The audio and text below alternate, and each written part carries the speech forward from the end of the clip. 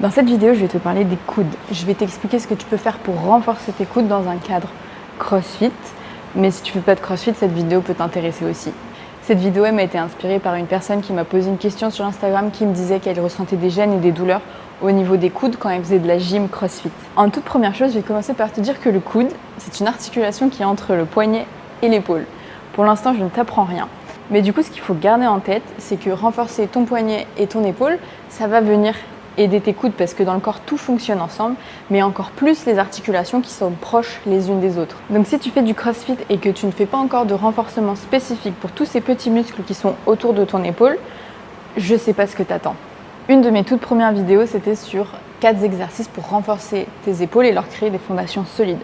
Donc si tu ne fais pas encore d'exercices pour tes épaules, je te conseille d'aller voir cette vidéo et de commencer à appliquer ces exercices le plus rapidement possible. Je te fais cette petite aparté parce que les épaules, c'est sursollicité en CrossFit. Donc n'attends pas d'avoir mal aux épaules pour commencer à les renforcer en profondeur. Maintenant, venons-en directement aux coudes. Ce que je vais te conseiller en priorité, ça va être de faire des biceps curls. Donc là, tu peux peut-être te poser la question, pourquoi travailler les biceps et pas les triceps? C'est très simple. En CrossFit, on sollicite vraiment beaucoup les triceps. Pour tout ce qui est mouvement en haltéro où tu dois verrouiller une barre au-dessus de la tête, que ce soit sur du snatch ou des jerks. Que ce soit en gym avec les pompes, quand tu as la tête à l'envers sur les handstand walk, les handstand push-up, ou encore quand tu fais des burpees et j'en passe. Un bon parallèle, c'est les genoux. On a tendance à avoir des muscles extenseurs du genou, les quads, qui sont plus forts que les muscles flexeurs du genou, les ischios, parce qu'on fait beaucoup de squats, de fentes, etc. Là, c'est un petit peu la même chose avec les triceps.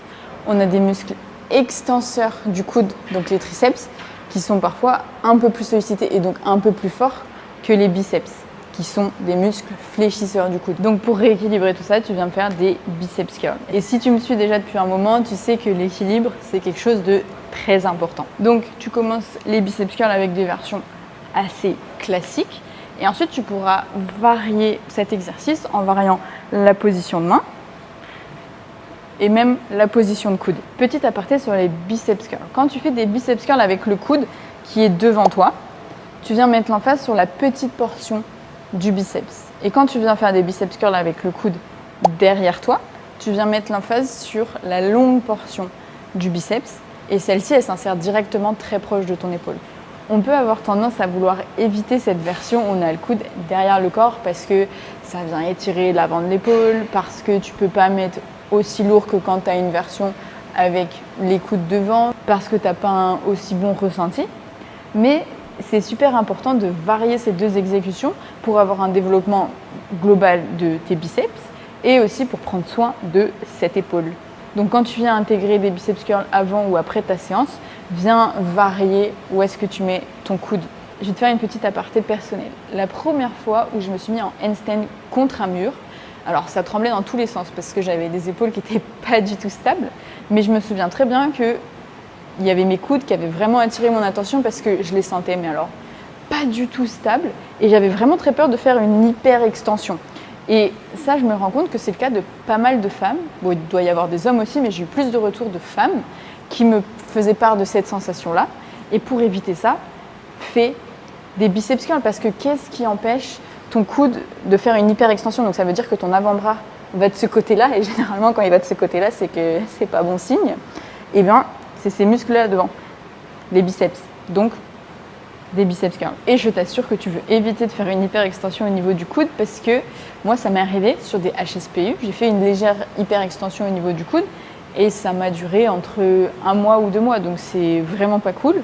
Et pour éviter ça, des biceps, quoi. Il faut un peu plus de biceps. Bien sûr, tu n'es pas exclu de travailler les triceps. Mais dans un premier temps, mets vraiment l'emphase sur les biceps et vois comment tu te sens. Autre chose qui va pouvoir venir aider tes coudes, c'est de venir travailler ton avant-bras en travaillant ton grip et tes poignets. Ça, on va dire que c'est un petit peu ta dernière carte à jouer. Parce que généralement, les gênes et les douleurs les plus superficielles, elles s'en vont avec le renforcement que je t'ai donné précédemment. Donc là, tu vois, si je te résume ce que je t'ai expliqué jusque-là, je t'ai fait une aparté pour que tu me renforces les épaules en profondeur.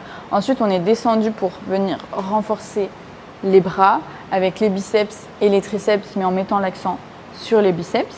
Et là, tu vois, on descend au niveau de l'avant-bras. Donc là, tu vois, ce qu'on vient faire, c'est renforcer tous les muscles qui sont autour de tes coudes pour leur créer des fondations solides sur toutes leurs amplitudes de mouvement et pour que du coup, tes douleurs de coude, elles disparaissent.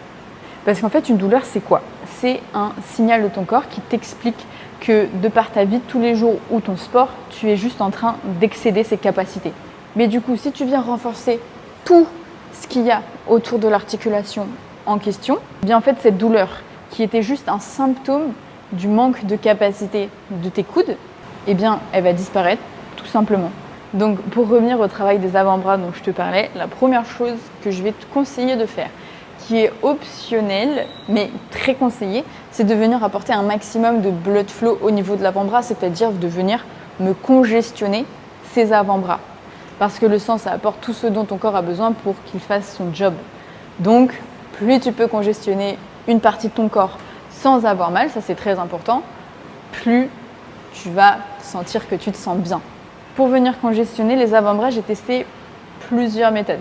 J'ai testé de faire des exercices pour le poignet sur beaucoup de répétitions pour venir vraiment congestionner les avant-bras. J'ai aussi testé les floss bend, le Rise Bucket, donc c'est un seau de riz où tu viens plonger ta main et faire des exercices. Mais ce qui a marché le mieux, c'est vraiment ce petit outil-là. Ça s'appelle un power ball. Tu viens remonter un petit système et tu viens ensuite faire des cercles avec.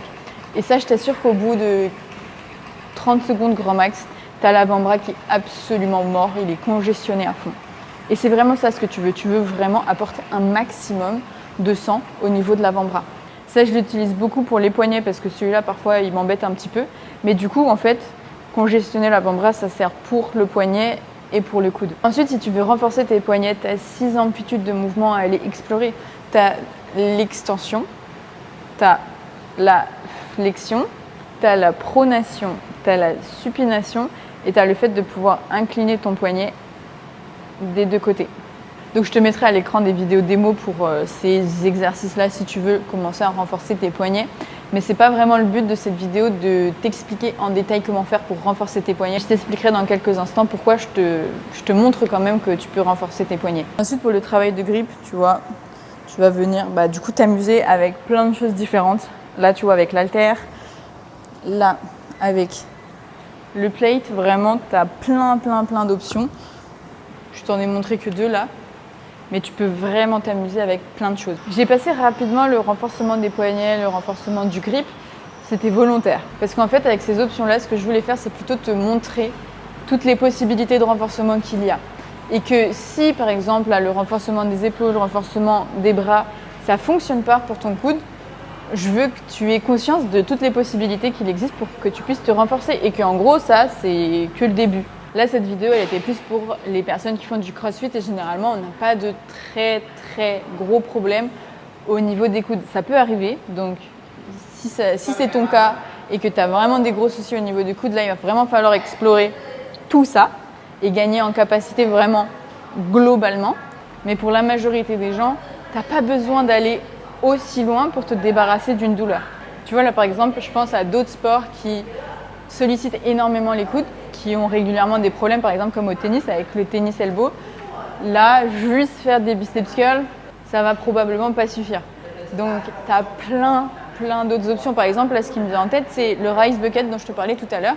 Ça, c'est des super exercices pour renforcer tes doigts et vraiment toutes les amplitudes. Extension, le fait d'attraper, tourner le poignet, etc. Apporter énormément de blood flow au niveau de l'avant-bras et ensuite commencer à construire en fait d'en bas pour arriver directement ensuite sur tes coudes. Parce que des coudes qui sont très sensibles, ils ne peuvent pas démarrer avec un biceps curl. Ça va faire juste trop mal. Et ce que je t'ai pas dit, c'est que vraiment, le but de ces exercices, c'est de ne jamais travailler sur de la douleur. Et encore un autre point, ce qui est très important quand tu commences à éprouver des gênes, par exemple dans l'exemple en gym CrossFit, des gênes au niveau du coude, des douleurs, et que tu viens commencer à faire par exemple du coup là, des biceps curls, ça ne sert à rien de commencer à renforcer tes coudes par exemple avec des biceps curls si à côté tu t'exploses les coudes sur je sais pas un WOD gym ou un cours de space gym. Ça ne sert à rien. Donc il faut que tu fasses attention à côté à tes activités qui sollicite ton coude et qui te déclenche des douleurs. Si tu as plus mal après une séance de CrossFit, spé gym au coude qu'avant de commencer, c'est que tu n'es pas sur la bonne voie là, tu vois. Il faut ralentir un petit peu, construire les capacités au niveau des bras, avant-bras, renforcer tes coudes quoi. Et ensuite revenir sur tes activités. Donc pour résumer, tu viens me renforcer ces épaules en profondeur. Tu fais du CrossFit. Le CrossFit, ça ne fait pas de cadeau aux épaules. Elles doivent être fortes, sinon ça va faire mal à un moment donné. Ensuite, tu viens me faire du travail des bras, biceps, triceps, en mettant l'emphase sur les biceps. Tu me fais ça pendant plusieurs semaines et là déjà, à mon avis, tu devrais sentir des changements. Si ça persiste et que ça ne va pas forcément dans le bon sens, dans le sens où ça s'empire un petit peu, là, il va falloir aussi voir un peu plus de travail au niveau des avant-bras, apporter du blood flow, renforcer les poignets, etc. Voilà, j'espère que cette vidéo t'aura donné un maximum d'informations tout en restant clair pour que tu saches exactement quoi tester en priorité après cette vidéo.